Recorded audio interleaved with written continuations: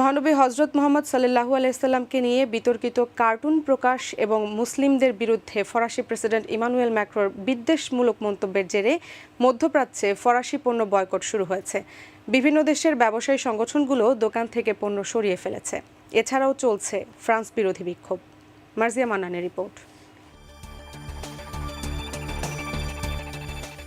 হযরত মুহাম্মদ সাল্লাল্লাহু আলাইহি সাল্লামকে নিয়ে বিতর্কিত কার্টুন প্রকাশ এবং মুসলিমদের বিরুদ্ধে ফরাসি প্রেসিডেন্ট ইমানুয়েল ম্যাক্রোর বিদ্বেষমূলক মন্তব্যের কারণে উপসাগরীয় অঞ্চলসহ মুসলিম বিশ্বের বিভিন্ন দেশে ফরাসি পণ্য সামগ্রী বর্জনের ডাক সামাজিক যোগাযোগ মাধ্যমে ট্রেন্ডে পরিণত হয়েছে।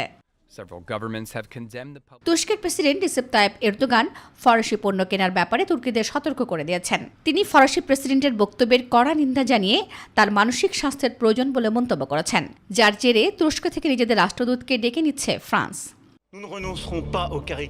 এদিকে কুয়েত, কাতার, ফিলিস্তিন, মিশর, আলজেরিয়া, জর্ডান, সৌদি আরবেও ফরাসি পণ্য বয়কট করা হচ্ছে। এসব দেশে বিভিন্ন সুপারমার্কেট থেকে ফরাসি পণ্য সরিয়ে ফেলা হচ্ছে। এছাড়াও ফ্রান্সের বিরুদ্ধে লিবিয়া, সিরিয়া, গাজা উপত্যকা সহ বিভিন্ন স্থানে বিক্ষোভ অনুষ্ঠিত হয়েছে। ফ্রান্সের নিন্দা জানিয়েছে গালফ কোঅপারেশন কাউন্সিল। এর আগে ফরাসি প্রেসিডেন্টের মন্তব্যের কড়া সমালোচনা করেছে ওআইসি।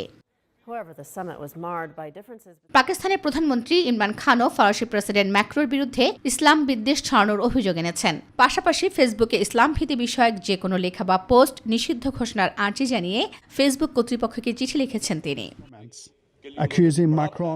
সম্প্রতি ফ্রান্সের শ্রেণীকক্ষে হযরত মুহাম্মদ সাল্লাল্লাহু আলাইহি সাল্লামের ব্যঙ্গচিত্র দেখানোর পর এক শিক্ষককে হত্যা করে এক কিশোর।